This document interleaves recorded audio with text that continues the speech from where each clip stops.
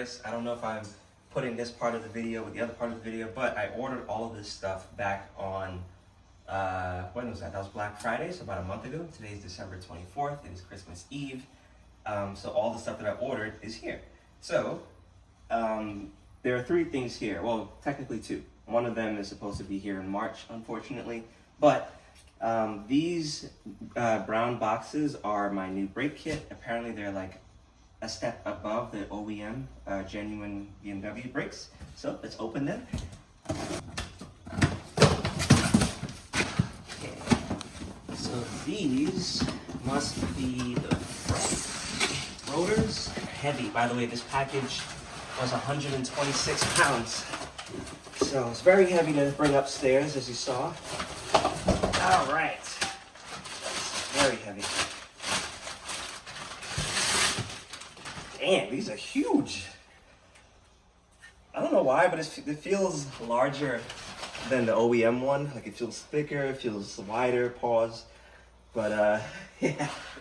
All right, so I don't know if this is the front or the rear. Actually, it might state on the box. It says ECS V5 drilled front or something along those lines. So these are performance brakes. Actually, I'm gonna put this back. So those are the fronts. Now let's open the rear.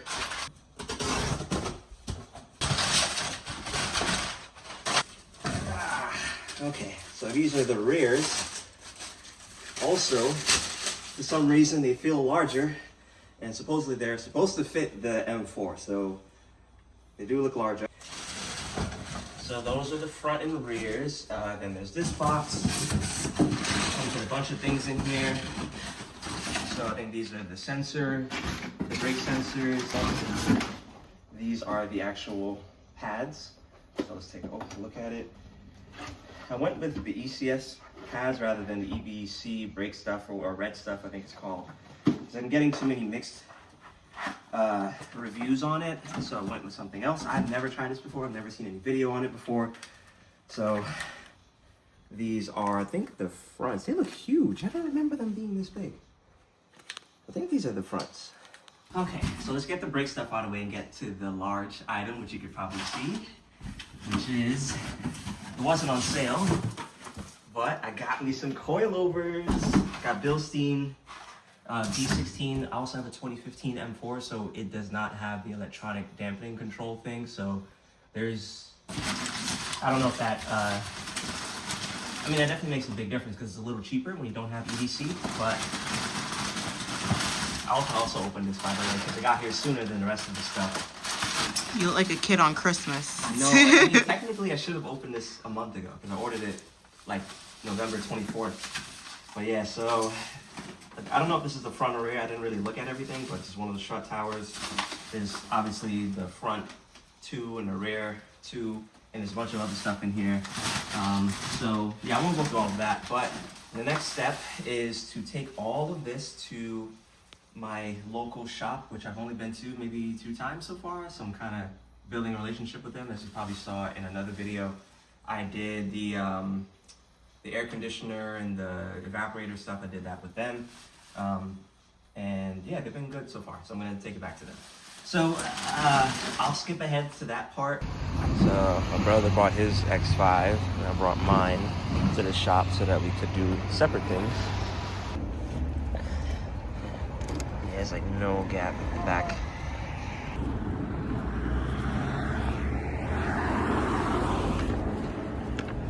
All right, picking up the car. It definitely looks taller. Oh my gosh, it's so tall. Jeez. Yo, look at that wheel gap now. This is crazy. All right, so I just parked up and I want to show you all a couple things. So one, stepping out of the car, this. I've never explained this before, but this feels so different because the car is higher off the ground.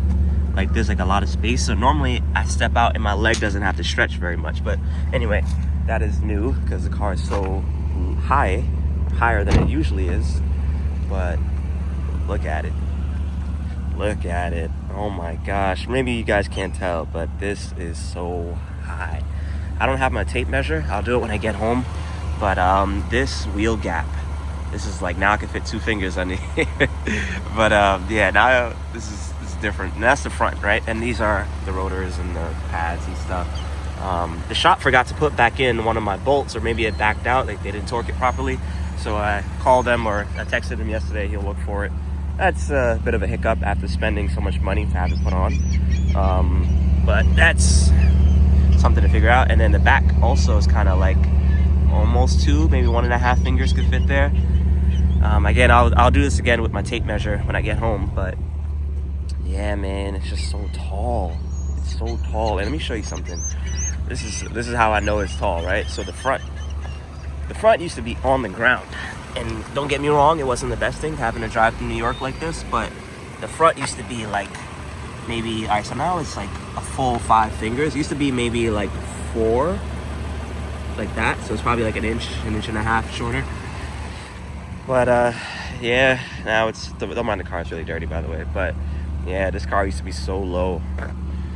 But like I said, you know, I know that's not the best for a track build, for the car to be slammed on the ground. So hopefully ain't nothing to worry about and I can just get used to it.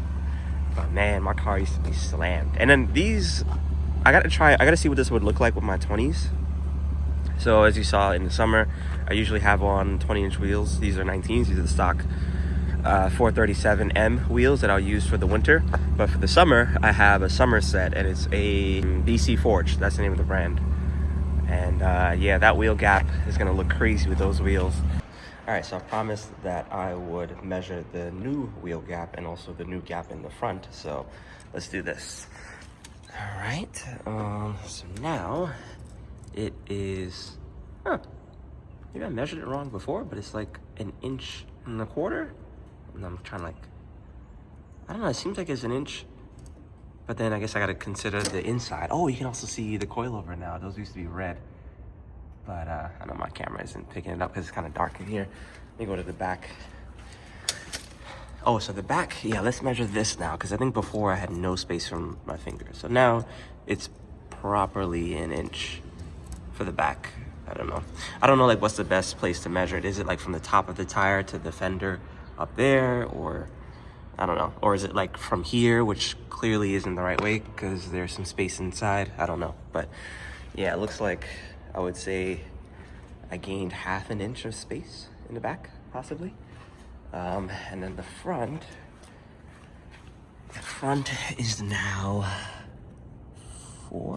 3 3/4 off the ground. I think those used to be 3 flat, if I'm not mistaken. Also, I kept all of the parts. So those are the old brakes. Let's see if I can open it real quick. I don't think I would need them, but I kind of just wanted to keep them. So this is the box that came in, of course, the new ones, but had them put all the old ones in. So yeah, as you can see, they're quite worn. That looks like the front, maybe. I think this is the rear. Oh no, these are the fronts. It's just in the rear box. Oh wow, it's cracked. Huh. I don't know if it got cracked when they tried to take it off, but I don't think it was like that.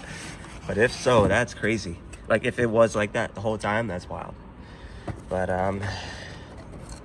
yeah, these things were getting quite low. I didn't know why I asked them to keep these, but I did. Like I said, I don't know why I kept these. I just did. You know, my girlfriend's probably watching this video and just like, yeah, you have a problem. You like to keep things. Yes, I do like to keep things. Especially when it comes to car stuff. If you guys were to see my storage, I keep everything. Everything. Like, I changed the headlights. I kept that. I changed, like, I kept the old headlights. I changed my springs. I kept those as well. I think that's in this box. This is the box with all the old stuff, so they took out everything. So these are just the springs, the H&R Super Sport springs that I had, but everything else was stock. They replaced that with the Bilstein one. Where's the rear ones? Yeah, so these were, you know, they were wearing down quite a bit. Okay, yeah, there's all the others. Yeah, so there's that. Brakes, or no, sorry, the rotors. I'm gonna show you guys the rotors. That's the big box at the bottom. So these are the rear rotors. can see they have a lip on the edge. I was rubbing down to the end. Either the rears or the fronts, I don't know which one, maybe both, were warped. So they used to wobble when I brake, as I explained a number of times. But yeah, so this is the rear. Put this back. And let me show you the front. All right, so this one's in the other box, but honestly, this one looks like the rear. Yeah, maybe the other ones I just showed were actually the fronts. Yeah, these look like the rears to me. But similarly, you know, it was getting to the edge. All right, that is gonna conclude this video. I'm gonna take all this stuff, put it in my storage, and hang on to it for the foreseeable future. Yeah, that's it. Next part, which would take months, is to actually take this car on a track or do something with it to feel the difference or whatever. So yeah, that's next. Hopefully you guys liked and enjoyed this maybe informative video. Yeah, oh, I forgot to mention, the Bilstein coilovers are adjustable. So the fact that it's high right now doesn't mean it has to be that way. I can adjust them to make it lower.